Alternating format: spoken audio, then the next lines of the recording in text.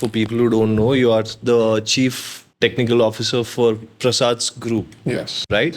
So before we get nerdy around what exactly you do inside Prasad's, I want to start off with, LV Prasad Garu, who laid the foundation. When he went there, he went to the studio. He was literally peeping through the gates, trying to see what was happening inside. This barber shop, the owner, saw him and said, "Hey, what are you doing? Why are you doing every day?" He's like, "No, I'm very interested. I want to see what's happening." Then he found out, obviously, he has no money. He's not able to, feed himself, whatever. Okay, fine, come. Why don't you sweep my floors, stay in my barber shop, and I'll give you food, whatever. So that's how it started, this whole barber shop thing. One by one, celebrities started coming to the barber shop, and then that's when he was, started interacting, talking, and somehow he made his way into the studio. So being a security guard first, then, like you said, the clapper boy. Then slowly, just by showing up on time every day, just by doing his work diligently, even though it was a very small role, he worked his way up. So then and then holding a mic, then ultimately he went all the way to a side role, basically a dummy, a third person in the scene. Then from there, slowly grew. Then obviously once he started making showing that he was capable of delivering. Actor, director, producer.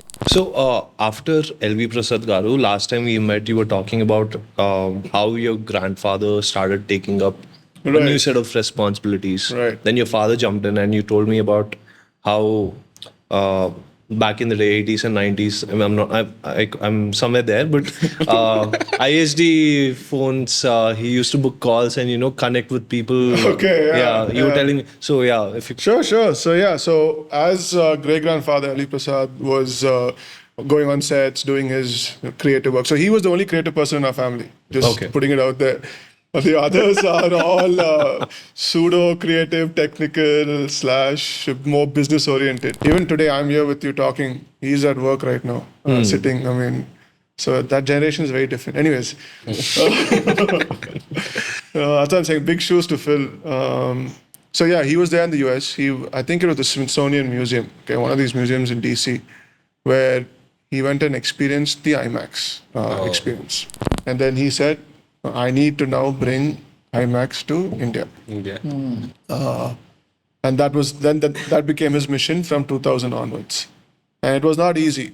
Back then, foreign exchange, there was no support from the government. So you couldn't even, convert, or you couldn't do any foreign transactions, nothing. So a lot of back and forth meetings with the government. It took a lot of effort, right? But he didn't give up. He was like, this has to come, because he fell in love with it. Crazy. Back then it wasn't. Today you send email. And the drive to do all that. Obviously, it is not easy. నేను అక్కడ feel అయింది, ఇక్కడ అందరికి feel చేయాలి. ఆ drive ఏదైతే ఉండిందో అది నేను ఫీల్ అయ్యా 2003లో. నిజంగా బ్లూ అర్త్ అనుకుంటాను ఫస్ట్ మూవీ చూసింది. 2000 రిలీజ్ అయిన నేను రెండు చూసా. ఎవరెస్ట్ ఫస్ట్ బ్లూ అర్త్ చూసిన నేను, దాని తర్వాత అనుకుంటా. And I think even till date, if you ask me what is the best cinema experience, I would say the IMAX film. Back in the day, what we all saw, Everest and all that, I don't think anything can beat it. come close to it. And Blue Earth, David Attenborough అనుకుంటా కదా. The voiceover. I think తర్వాత ఇది కూడా వచ్చింది, polar express. Polar express అవి ఇంకా feature film కదా. ఇది బ్లూ ఎర్త్ ఇదంతా like entirely short for IMAX అనుకుంటాను అది. సో ఆబ్వియస్లీ నీకు ఫుల్ స్క్రీన్ ఫిల్ అయిపోతుంది. అరే అప్పుడు ఇంతే ఉంది చూస్తుంది, ఆ సైజ్ ఎంత టూ మచ్, అది ఎనార్మస్. లైక్ ఇప్పుడు అప్రిషియేట్ చేస్తాం ఇంకా మనము ఆ స్క్రీన్ అండ్ సౌండ్ ని. అప్పుడు మనం అంత అప్రిషియేట్ చేయం. అరే ఏదో అయిపోతుంది, ఆ ఎక్స్పీరియన్స్ ఏదో ఇచ్చిండు, మ్యాజిక్ లాగా ఉంది అనిపిస్తుంటే కానీ ఇప్పుడు appreciate.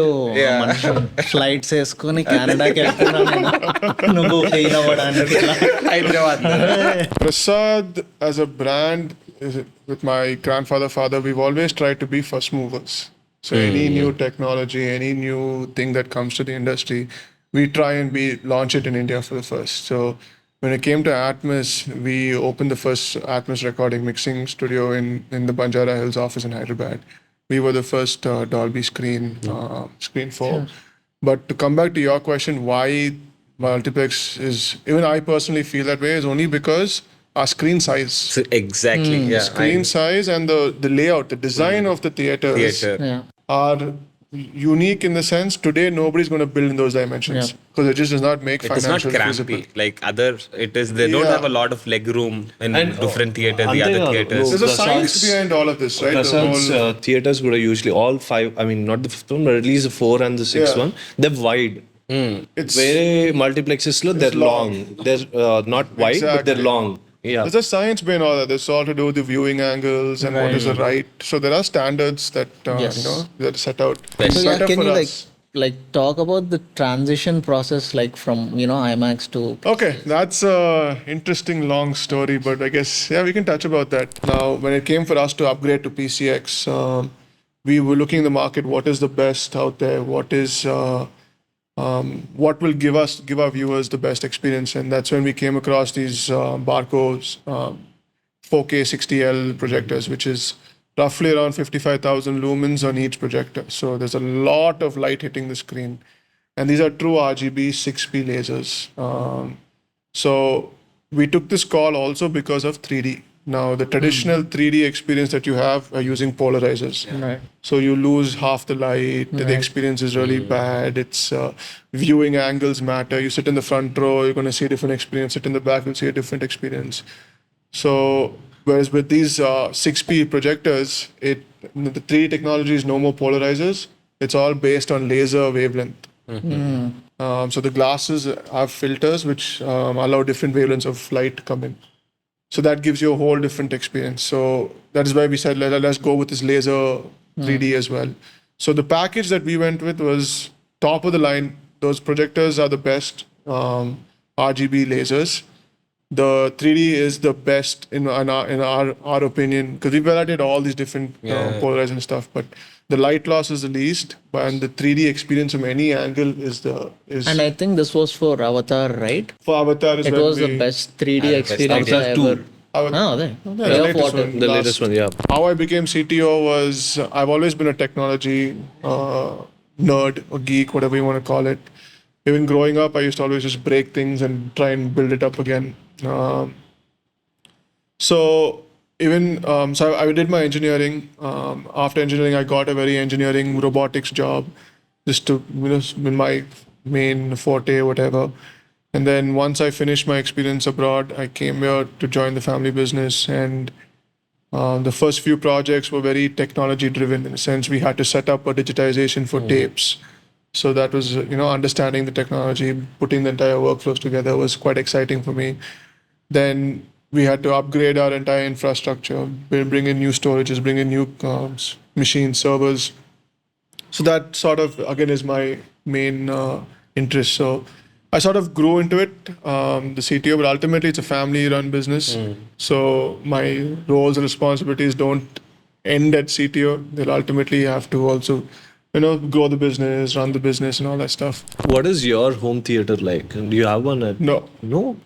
So whenever Yes, I come to PCX, Hyderabad, I go I watch movie. Yes, PCX. Home theater. Yeah. Did you ever do that though? Pradena, just close the whole theater and watch the cinema late in the night at PCX. So I did that very recent, but not how you're portraying it.